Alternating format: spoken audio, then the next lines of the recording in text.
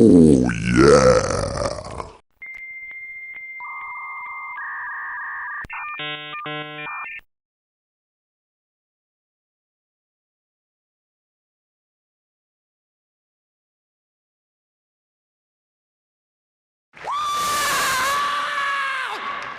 Here we are, right?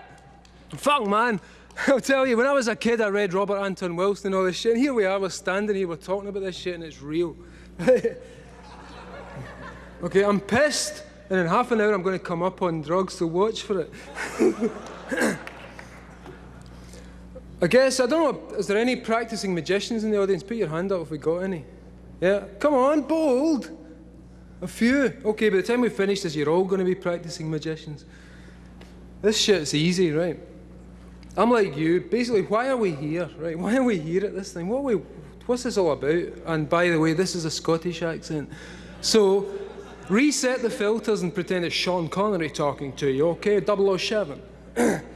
Right. So if you can follow me, I'm just going to talk the way I talk, and fuck you if you don't understand me. The deal is this. I've been writing this comic for the last 6 years, and the weird thing was, like you, like everyone here, we're trying to figure what's going on. Why do we feel different? Why don't we fit into this world? Why do we think that they're not telling us the truth? So I went out and I read Robert Anton Wilson's books when I was 20 years old, which is 20 years ago now. And I figured, is this guy bullshitting me? He says we can talk to aliens, we can talk to people from Sirius. Is he talking crap? He said Aleister Crowley's got methods for contacting alien intelligence and for changing the world. Is he talking crap? So I did it. And no, he's not talking crap. Right? And we can all do it.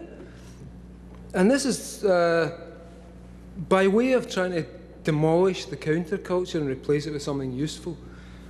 We're just going to start here and see where we get to. When I started doing The Invisibles, which is a comic book for people who haven't seen the thing, it's a comic book which is kind of my attempt to explain what happened to me after I'd been abducted by aliens in Kathmandu in 1994. And the only reason I was abducted by aliens in Kathmandu in 1994 is because I went to Kathmandu in 1994 to be abducted by aliens. And it works, right? And these fuckers, they will turn up.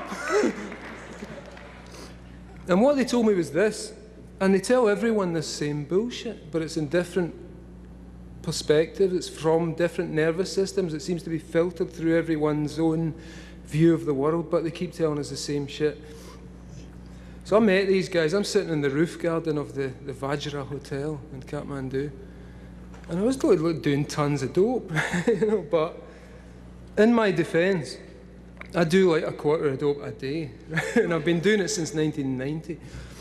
So I know this shit, and as you all know, everyone out there who's ahead and who knows what I'm talking about, you don't hallucinate, right? If you go to the garage, it's the fucking garage. If you go to the 7-Eleven, it's the fucking 7-Eleven. You might be stoned, you might be picking up lots of interesting little bits and pieces that you don't normally get when you're straight, but you know what's real and you know what's not real. So, as I say, in my defence, man, I was loaded.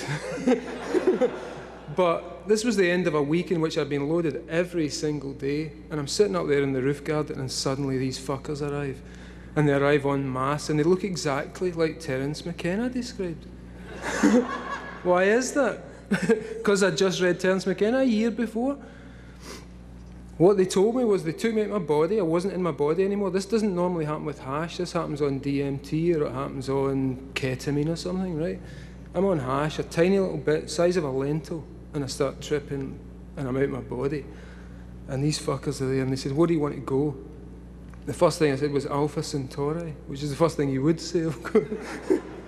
And they took me to Alpha Centauri, and it's fucking real, it's there. There's 3 suns, the whole thing was moving exactly as we're told it's supposed to move astronomically.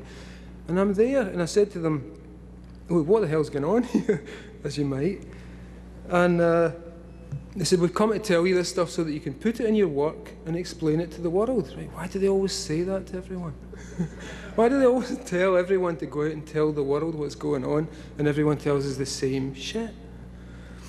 So these things, I met them, and what they were was like silver, like those things you get in rave videos, basically silver morphing mercurial blobs of chrome that think. And they took me to the 5th dimension.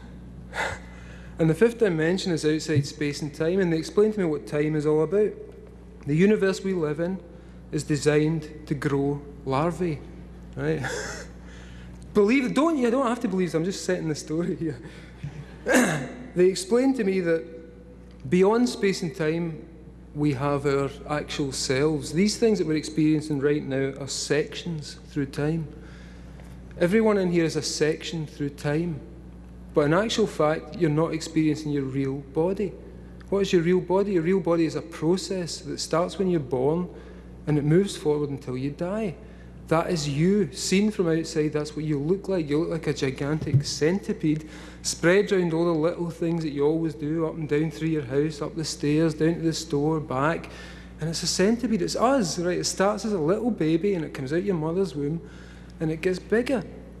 And that is the process in time. Like I say, we're experiencing sections now, so we don't spend a lot of time thinking about this. But think of ourselves as processes through time, which is what we actually are. We all know we were 12. We all know we were 10 years old. Where is that? Point to it. Show me that you at 10 years old, and yet you were there. So these things said to me, this is what's going on. We use time to grow larvae, because outside space and time you can't grow anything because it's timeless. Nothing grows. What you want to do, if you want to make one of these higher dimensional beings who's actually us already, is you grow it in time. So you make a universe. And how you make a universe is you plug a little part of yourself into the information world that they live in, which is what I seem to be experiencing. It's a sea of pure information.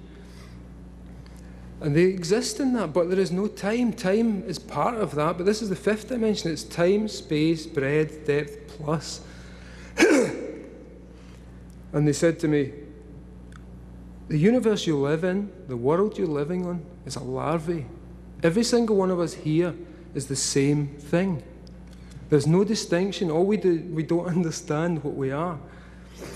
And they explained to me, if you got a 2-dimensional field, say, flat plane, you stick your hand through it, there's one hand there, but if you stick your hand through a 2-dimensional plane and there's 2-dimensional entities who live on there, they will see 4 circles, right? 4 distinct, completely different circles, but no, it's the one hand. Every one of us in here is the same fucker. We're all the same thing, according to these weirdos. And what we are is intersected. Thank you. I'm glad someone agrees. What we are is intersections through 4D space-time. So, yeah, I look like this. I stop here. No, I don't stop here. I've been here for, 5 minutes now? Where was that guy who was here 5 minutes ago? Right, where is he? Point to him. But he existed. You all saw him. I saw you 5 minutes ago. Where is that guy? So this led me, obviously, up some very strange alleyways. And these things explain to me that, as I say, the universe is some kind of larval entity. What it does is it proceeds through stages of development. Now, if you think about a fetus in the womb, and there's a famous phrase that says, what is it, phylogeny recapitulates, evolution, or whatever the fuck it is. Forget the good bits.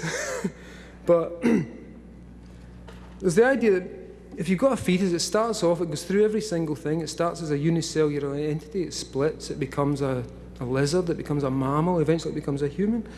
And they said to me, the culture you're living in is, understand it this way, phylogeny recapitulates history. So what we're actually watching is this thing coming towards self-awareness and coherence in the same way that a fetus does. We haven't even been born yet. There is no adult on this planet. There's not one adult on this planet, which explains a lot. And it explains why we let fuckers like Bill Clinton bomb the Kosovans. It explains why I let Tony Blair put cameras in the streets.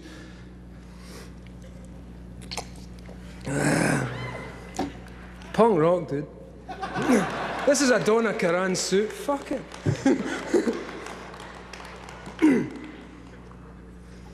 So leading on from these ridiculous, where do you go from that? So I was told this stuff and I come out, and I'm just this little kid from Govan in Glasgow, which is a real dodgy area.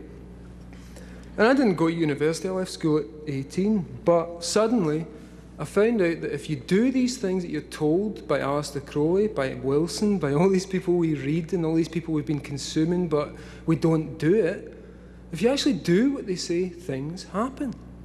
Things occur exactly as it's described, and we can all do it. So I decided to put this to use in the comic book that I was doing, this thing called The Invisibles.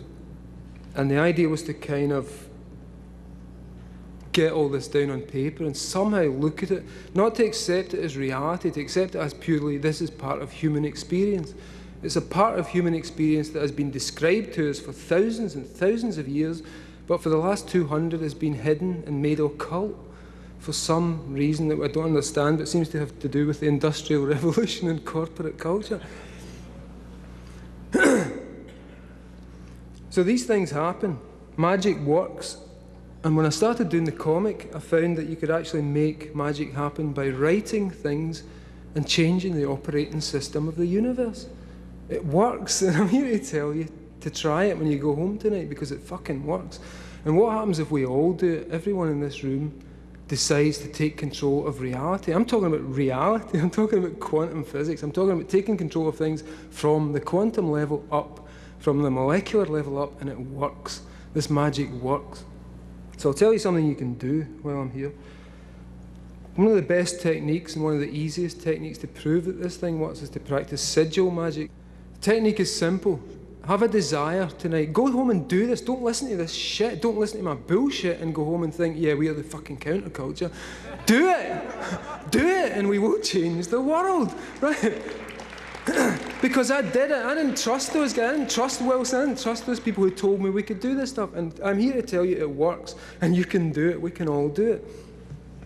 Number one, first thing you do, write down a desire. Make it something easy that is likely to happen. Something possible, rather than say, you know, I'm going to be king of the moon. Which you may want to be, as we all do, but it's kind of hard to be king of the moon. You're going to have to get a rocket and go up there. So pick something easy. If you want to sigilize for a lottery win, make sure you buy a ticket, or else it won't work. So these are the conditions within the material universe that we live in. What I think is we're actually dealing with is some, as I say, some kind of operating system that can be hacked using words. And words seem to be the binding agent for this thing, whatever it is. So I wrote this comic book, and as I wrote it, it became true. Things I would make the characters do became true. The main character was, I gave him a bald head and a leather jacket because I thought people would like me when they read the comic. And bald heads were really uncool back in 1992.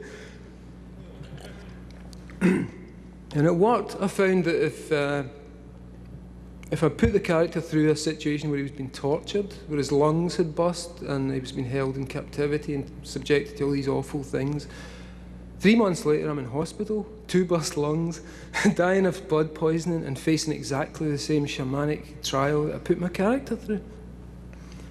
So once I figured out that, I thought, well, the best thing to do is give this guy an easy time in the future.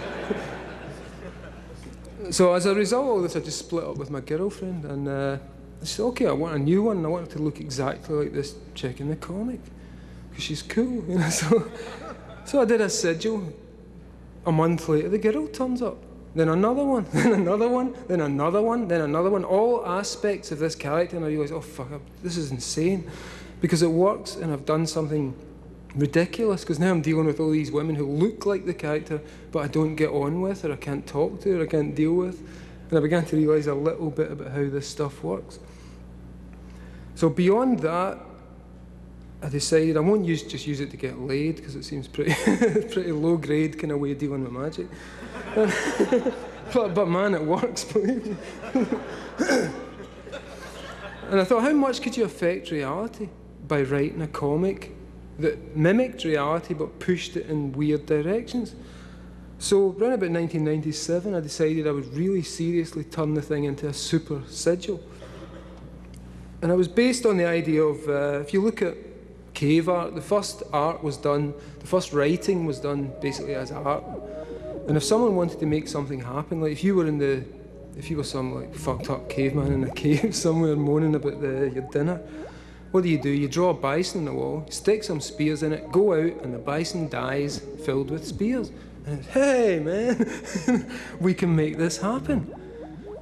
Slowly, those things become letters, they become words, they become reduced to abstractions, complexes of meaning. And you can take that basic idea, and as we've seen, people like Austin Osman Spare, the magician from the early part of the century, or Crowley, or the Chaos magicians from the 80s, who were a big inspiration on me, they used this stuff. And what you can do is this, like I say, try this at home. Write down a desire. Quite simple, say, it is my desire that my cat wins the Olympics. Take out all the vowels. Right? Write this down, for fuck's sake, and do it. Don't just listen, do it, right? Take out the vowels, and you'll be left with a string of consonants. Take out the repeated consonants, and you'll be left with a string of consonants that have no repeats in it, whatever, X, Y, A, D, whatever. Turn that thing into a little image. Take the D, draw a big D, then you've got a T, draw a T under it, and keep reducing it down until it looks magical. And there are no rules for this thing. Do it until it looks magical. At that point, you now have a sigil. The sigil will work. You can project desire into reality and change reality. It works.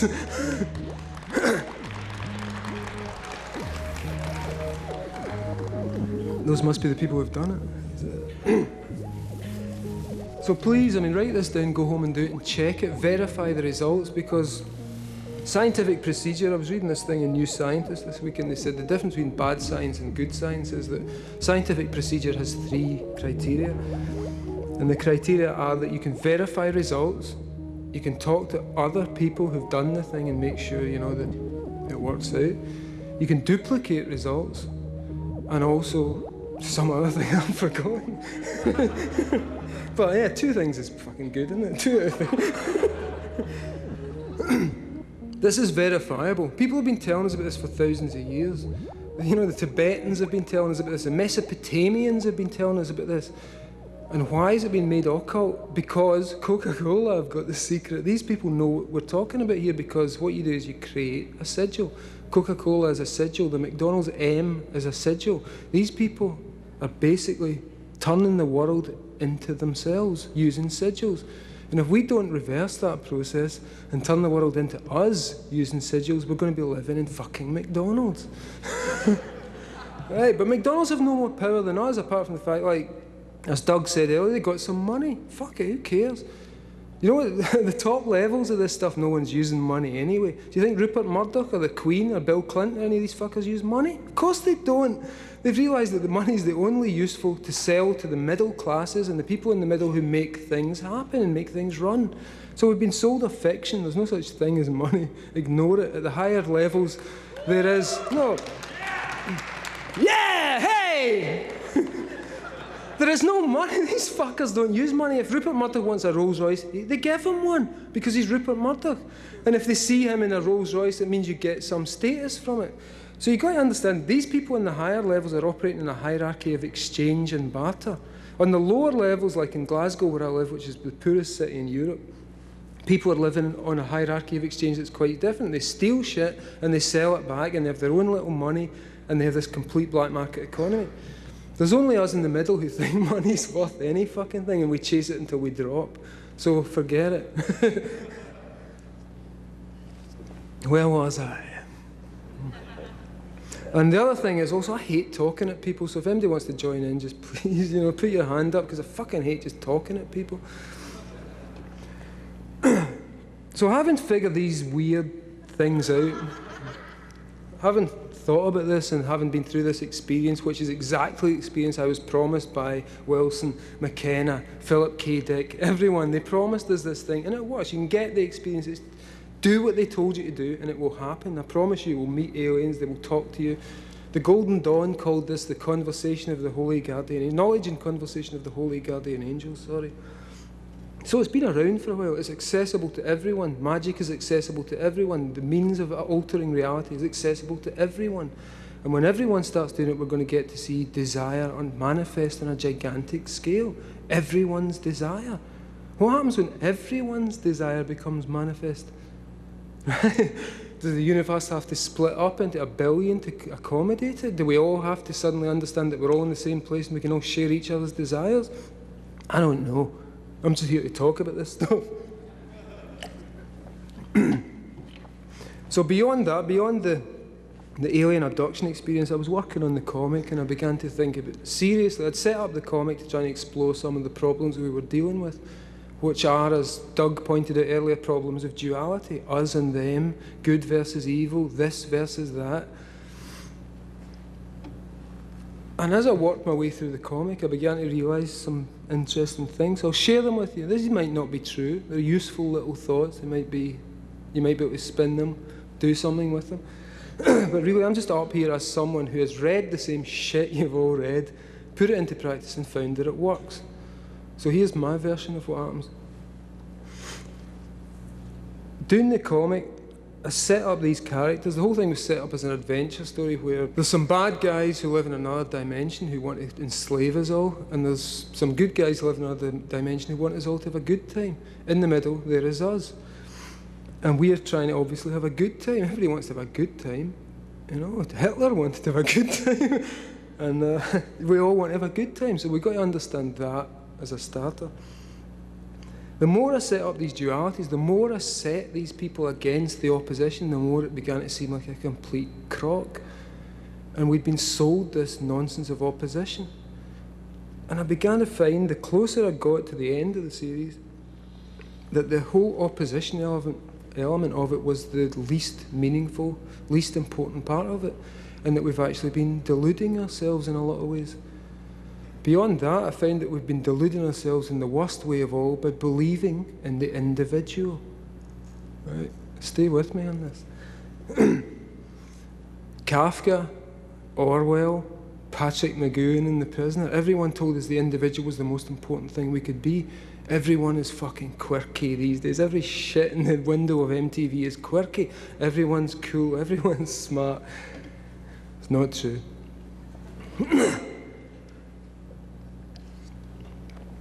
What if the individual was the fake? What if the individual's the crock and we've actually been sold that by them, by the man, the establishment, whatever you want? Because what occurred to me is that when you talk about the individual and you deal with the individual, you find that the end of the individual is neurosis. To be individual means that there is self and not self. Okay? So where I stop, the boundaries of me, right, there's this physical body here, the boundaries of me that stretch out, things I believe in, things that I'm sure we'd all be friends if we talked, but would we be friends with Newt Gingrich? No. But that's the point. I stop when Newt Gingrich starts. Why is that? Why do I stop there? Why does he define my self-sense and I can't absorb him? Why do these fuckers, why does the Skull and Bones Society of the CIA, why do the 33rd degree Masons, why are they different from us? They're not. They want to explain things. They want an answer. They found an answer that seems to suit them, which seems kind of uncool and cruel to me because it involves exploiting other people, but they're looking for an answer. We're all looking for the same thing. Why are we here? Why are we? What are you doing here today? What do you expect? What do you expect to take home with you? Can anyone answer? There's one person tell me what you expect to take home from you from this. Come on, put your hand up. Yeah? Exactly, right, because that is all we have. And this is all I can offer you, is experience of having done this shit, tested it, put it in the crucible to see what happens, and it works. So I began to think more and more about the individual, and I looked into what that actually meant. And what it was a structure that was pretty much created, the ego structure was created out of what Julian Jaynes calls the bicameral mind, becoming one mind. And apparently, according to him, he says that back in the old days of the Greeks and the earliest writing in the world, people didn't have self-consciousness in the same way that we have. They didn't have egos. They didn't understand themselves as I in the same way we did, because the corpus callosum that connects the two hemispheres of the brain wasn't connected. So if you heard a voice, that voice was God. And Homer and all those guys have got plenty of examples of people hearing the voice of God and acting on it. Alexander constantly acted on the voice of God. Julian Jaynes suggests that it wasn't the voice of God, it was the voice of the left hemisphere of the brain communicating with the right hemisphere of the brain, interpreted as a God. So okay, now we've got the two things joined together. We've got this beautiful bridge in the middle that links the two. But we still have the ego structure, which was then created when those things linked, because suddenly we linked, oh fuck, I am that I am. This is my God is this, I am separate, I am one. We made this idea that we're somehow separated from nature. No, bullshit. Again, I read New Scientist last month, right? New Scientist last month, they're talking about nature, we must control nature, we must do this. How do we deal with our relationship to nature? We are fucking nature. There's nothing on this planet that is not nature. Power stations are nature. You know, like atom bombs are nature, because nature made us to make those things. Either you trust nature or you don't trust nature, and I trust nature. Okay? So we have to assume, what is nature getting at here? If we ignore this crap that we're somehow isolated from nature, that we somehow have to tame nature, of course, nature knows exactly what it's doing. The planet is not in danger, we are. The planet will survive. The planet's been through like ammonia atmospheres and impossible to live on and everything dead, and it gets its way back out of it. We're in danger. Or so we think, because our hubris tells us that we are in danger. Our hubris tells us that we're about to destroy the world. We're going to wreck the planet. We'll fuck the atmosphere. No, we'll fuck our atmosphere. You know, some trilobites will come up and they'll be able to live in anything we create. So that is not the problem. The problem is, we're standing here at the 21st century stuck with individuality because we believed in it so much. It seemed so important that we should all be distinct. What happens if we stop being distinct? And what happens if we think about individuality as something that was actually just scaffolding for where we are now? So if you create a skyscraper, you put up your scaffolding, you build the building, and what's happened here is that we've overlooked the building and focused on the scaffolding. You know, why haven't we taken the scaffolding down? Let's do it today. Take the scaffolding down. Because the individual was a way to get us to this point. And what I really think, and basically why I'm here, is to try and punt this notion. After doing this comic book for 6 years, after thinking about this stuff for 6 years, after proving that it works for 6 years, I'm left with this notion.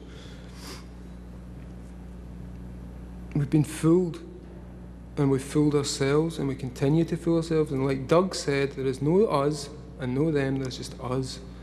And somehow we're trying to make this thing work, and it does work. Say, for instance, most of us here probably are pretty counterculture types. We've had some, you know, we like our drugs, we like this and that, we like breaking a few rules. But we don't like the police in general. You know, who here loves the police? Hands up. Nice one. Because I'm going to teach you to love the police. Why do we hate the police? If we want to change things, why don't everyone in here, let's go down to the local precinct and join up. Are we going to do it? Who's going to do it with me? Because I'm not going to do it. Right? And why? Why are we not doing that? Right, so we're hating these guys who've taken on this thing. We've chosen the biggest lunkheads in society to protect ourselves from the fuckers in Rikers Island. Because we are scared of them. You know, we are scared of them. We are middle class, libertarian liberals who are shit scared of being raped in prison. So we create the police, and we get the lunkheads who will obey what we tell them to do. They'll actually obey us. Those fuckers will do what we tell them. And we say to them, protect us from those real fuckers, those bikers, and those black guys, and all those awful guys who're going to come and fuck us up and kill us and steal all our stuff. We put the police there. We put them there. And we don't want to go there because we're smart people, we're cool people. We don't want to go and hit anyone. We don't want to go and enforce the law because we don't really believe in it. But we know some poor bastard has to enforce it. Why do we hate those guys? Because we put them there. What is that hate? Why do we hate ourselves for creating this society? Why are so many people in America obsessed with Marilyn Manson, corpses, dead people, misery, John Wayne Gacy? John Wayne Gacy's a fucking prick. You know, he killed a few people and he draws some shitty paintings. What's that? Why is that? And why should we be engaged with that? And yet that has become, what, apocalypse culture. Where do we go from here that isn't that? Where do we go that isn't playing with our own shite? The answer. Back to the individual. If the individual doesn't work, if Patrick McGoon was wrong and number 6 was wrong, to stand on that beach screaming, I am not a number, I am a free man, what do we have left? Because ultimately the guy who's not a number and not a free man experiences neurosis the further he goes down that path. I'm sure there's a bunch of people in here like me who eventually, you've worked your way through the stuff, you've read the books, you've done this shit, you've taken the drugs, you've been there, you've seen it, you've experienced enlightenment in little bits. You know what's out there, you know this stuff is true. The consensus doesn't explain our lives. But what does? Imagine getting rid of the individual. Imagine getting rid of that scaffolding. What do we have left? And here's what I'm about to offer. The more I looked into it, the more I began to see that we have these mutants living among us right now. The people from the 21st century, from the end of the 21st century, are here. But there is no context for them. In the same way that if you lived in Tunguska 200 years ago and you were an epileptic, you would be a shaman. There was a context for you. In this society, you're an epileptic. It's quite simple. It's a disease. Nothing you say is of any worth because it's pathology. If, on the other hand, you look at these people who are out there, who are the mutants, and what do they call it? Multiple personality disorder. This is what lies beyond the personality. This is what lies beyond the I, the bullshit. Because if you take I to the limit, and like I say, I'm sure a lot of us here have done this, it becomes, all that happens is self questions self. Endlessly, repetitively, am I doing this right? Is this the right way? Should I think about these people like this? Should I approach them this way? Should I involve them this way? Self questions self endlessly. It reaches a peak, it goes nowhere. On the national scale, that same thing, self questions self, self encounters not self, equals borders, war, destruction. That's where it goes. That thing ends in disaster. It ends in neurosis on the personal level, and it ends in war on the national level. So I began to think, what could we replace that with? And I was looking at these poor MPD fuckers, and I realised they just don't have a context. What would happen if we decided to abandon the personality and replace it with a multiple personality complex? Because as we all know, everyone in here, I'm sure, I mean, I feel as if I can say this for certain, knowing human beings as they are, sometimes you do things that you don't want to do. Sometimes you do things that are contradictory to what you think. Sometimes you fuck yourself up. Why? Because there's not one person in here, there's hundreds. And if you start giving them names, and if you start shuffling them about, and you start playing with them, you become a bigger human being. Because you've no longer allowed yourself to stop at your boundaries. Imagine the personality as, well, let's choose Windows, even though this is a contentious one. Imagine the personality as Windows. Instead of the personality, there's so many people, I'm sure you've met them, you talk to them and say, no, this is the way I am, I've worked on this is me, and I won't change. And you just have to work with that, you know, this is me, this is important, this is what I've come to, and this is what I've made of myself. Bullshit. They're trapped, they don't go anywhere, they're stuck there. What if those same people were then given personality 2000, which is an upgrade and an add-on? And here's a bit to your personality that likes hip-hop. Here's a bit to your personality that likes ballet. And because we've all got them, and because we've got the fucker, we've got the serial killer inside, we've got the wonderful new age bastard, we've got whatever we like, we've got James Bond in there, you know, we've got Pussy Galore in there, they're all there. So what I'm suggesting is that we start working with it. Abandon the personality, abandon the individual, abandon the I, because it's a lie and it has held us down. It's been like a weight around our necks. It was useful for the last 2,000 years of history because it created this out of the chaos that was. And this is more coherent, more useful, more meaningful. It has its problems, everything does, every system has, but we're getting better. And I think what we should do is walk away from the crap of the 21st century and start thinking about what we've been experiencing. My feeling about the 21st century is, and about World War II and about Auschwitz and all that stuff, is that we had to go through it. We had to do it. That was humanity's dark night of the soul, and it will never, ever happen again. But it had to happen. Every single nightmare image, every image of hell that we have in our minds happened. Everything you can think of happened. People were flayed, brutalized, gassed, tortured, cut into pieces, turned into pigs. Everything you can imagine happened. The world was a wasteland. There were cities completely annihilated. We went through it. Why did we do that? Stanislav Grof has a conception of the perinatal matrices, which was one of the big influences on the film The Matrix, so you might recognise some of this. He says that things that happen to us around birth are really profound, and they have all kinds of weird effects. They affect society, they affect the self, they affect everything, they have reverberations. And he claims that there are several states that he calls basic perinatal matrices. The first state is oceanic bliss, which we're all familiar with, I'm sure. Oceanic fucking bliss, man.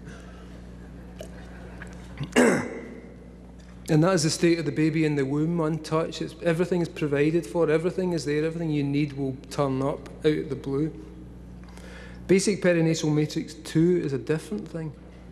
It's when the womb starts to turn a little toxic and begins to suggest that we're about to be expelled. And, you know, we don't remember this stuff. What happened? And what was the feeling of that fetus in there who suddenly thinks, my entire universe has been overturned, I'm about to be shit out? Doesn't even know where he's going. What the fuck? What the fuck's this? I was happy there, you know, it was cool. I was getting everything I wanted. And so on through to BPM 4, which is this kind of a release from tension, which is the birth process. So I'm beginning to think that, whoa, as a society, and returning to the idea of ontogeny as history, or phylogeny as history, whatever the fuck the word is. What we're looking at now is humanity's process through Grofian matrices. And World War II is actually a Stanislav Grof basic perinatal matrix 3 experience. Every image he talks about, death camps, control, you know, the idea of babies trapped in tubes, you know, you'll recognise all this from the Matrix, as I say. Oil, mechanism, machines that hate us, destructive technology, it all happened. What if this little baby that is the universe, this little larvae that's approaching culmination, has had to go through these stages? Because everything does. If you want to get rid of war, how do you get rid of war? Inoculate yourself against war by having the worst fucking war you've ever had in your life. And everything after that's just an aftershock. There's nothing, we've done nothing worse than what we did in those few years. Humanity has never come close to doing anything like it. We've tried, as a few lunatics have tried. Nothing on that scale. So what if we choose to imagine that humanity has passed through that stage? We've reached the 21st century and we're now reaching basic perinatal matrix 4, which is victory after war, which is the struggle is over, which is we're all here. What do we do next? There was no apocalypse. There was no Christ. There was no rapture. There is nothing. All this stuff is shit. There is only us, and we've still got another 1,000 years, and maybe another 1,000 beyond that, and maybe another 20,000 beyond that. What are we going to do? Who are we? Are we going to stick to these personalities, these bounded territorial things? Are we going to expand ourselves, make ourselves bigger, so that if you happen to like world music and I don't, I can tap into your love of world music and experience it, and it means something. So all I'm suggesting here is that we all take up magic, because basically it works. We can change the world. It's quite simple. The technology's there. The Buddhists have been telling us it. As I say, people have been telling us this for so long, and in the last 200 years it's been driven underground and we've forgotten, and people like us are here today to try and recover something of that. And the way to recover it is to do it. Do the techniques. Go and buy an Aleister Crowley book. Buy one with Phil Heiner, Peter Carroll, that's more up to date, and you don't have to bother with that 18th century fucking language of that guy. But do the shit, and you will find it works. And we stand here now. This is the counterculture. We are the counterculture. This is like this shit. I went to something like this in 1987. There was Robert Anton Wilson and the whole deal. And I remember sitting in the audience thinking, fuck, rave is dead. Because it was that kind of thing. So that version of it's dead. The hippie version of it is dead. We stand here and we're looking ahead. What we're going to do. Abandon the personality is what I suggest. Get rid of the sense of self. Get rid of the sense of I and make yourself something bigger. Imagine that every time you want to learn something new is a new computer program. You can buy the operating system, the update. You can learn to fly a plane in 7 days according to neuro-linguistic programming. So why not? Let's do it. Do we want to change things? Or are we just sitting here talking? No answer. Are we talking at all? Do we want to change things? Yeah, right, that's why we're fucking here, man. That is why we're here. So what are we going to do? If you want to change things, the first thing you have to change is yourself. Because if you don't change yourself, you will take on the world as if it's yourself and fuck up. You will really fuck up. Because if you don't understand your own dark side, if you don't understand your own weird, shitty side, if you don't understand the fact there's someone in there who will kill your mother, if need be, if you can't take that on, if you can't take that on board and realise that Charles Manson and me and you are not much different, that John Wayne Gacy and me, you're not much different except that he did it. You know, there's those days where I'm going to kill that motherfucker, but we don't do it. But it's in us, and it's there, and so much of this is denial, that we have no dark side.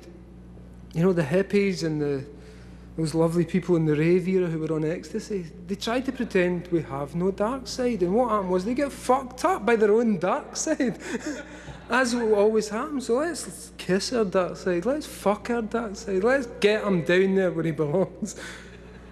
And he can tell us stuff, you know, that thing's useful. But above all, let us become plex creatures, complex, superplex, able to take on new personality traits, able to take on new ideas, able to adapt, able to extend our boundaries into what was previously the enemy territory, until the point where we become what we once called our enemy, and they are us, and there is no distinction. Mad cow disease, or BSE, or CJD, Creutzfeldt-Jakob disease. It's very interesting. It's because it's hitting the headlines. People are interested in these new 21st century fucked up diseases that are going to wipe us all out, apparently. This is a disease. I've been studying this because it seems like a really good metaphor to use. CJD is a disease that attacks the brain and central nervous system and utterly demolishes them. Completely, you're fucked. You will slide down a ramp like a stupid cow. And you will, you'll fall in the concrete, you won't be able to walk, your brain will turn to sponge, it will be eaten to bits. You know that CJD does that without the immune system noticing? The immune system can't detect CJD. By the time you're slipping down the ramp like the cow, it's all over. The immune system suddenly says, oh fuck, we're in trouble. Too late, mate. So what happens if we act like CJD and BSE? What if we colonise the culture? What if we give it something it can't swallow? And this is a little bit like what Doug was saying earlier. We go in there, they want us, they're desperate for us because they think we know this shit, we know something they don't know, we're attached, we're connected in some way that they don't, whoever, you know, these poor bastards. They're looking at us like, I've got a leather jacket, I know something. You know? But that's what they think. And what I think has actually happened here, the culture's getting weirder and weirder. Back home in Britain, Tony Blair is putting up cameras on every street corner, and he's talking about putting cameras in people's homes. He's got rid of trial by jury. I mean, this is like fascist Britain, 1999, you know. But the more he does this, the weirder things get. The more cameras you put up, the more people will start to act like movie stars. The more people start to act like movie stars, the weirder things get. And then the more cameras they put up to try and deal with it, and the weirder it gets. So let them bring the camera and I'll fucking act the shit out of these bastards. Let's have the cameras. Let's have cameras everywhere and we'll show them what we can do. And they'll be watching it and going, man, that guy's getting fucked. I wish I was. And they want in. They want in this. So let's, like Doug said, invite them in. Let's take them in. Let's be like the diseased prion that destroys its host in CJD. Let's go in there and give them something they cannot digest, something they cannot process, something so toxic, so dangerous, so powerful that it will breed and destroy them utterly. Not destroy them, turn them into us, because that's what we want. We want everybody to be cool. We don't want to go out there and think, that guy's going to kill me. That guy hates me. That guy's got some fucking weird agenda. Don't we just want to talk and let it all go and just say, hey, I'm interested in you. What have you got to tell me? That's what it's all about, isn't it? We communicate, we join up, we make networks, we make things happen. And there are some people in the world who don't want to do that. So let us infect them. Infect them to the point where they become us, where there's nothing left in this world but us. And then some kid will come up and fuck that as well. And that'll be exactly what we need at the time. And that's me finished, so thank you very much.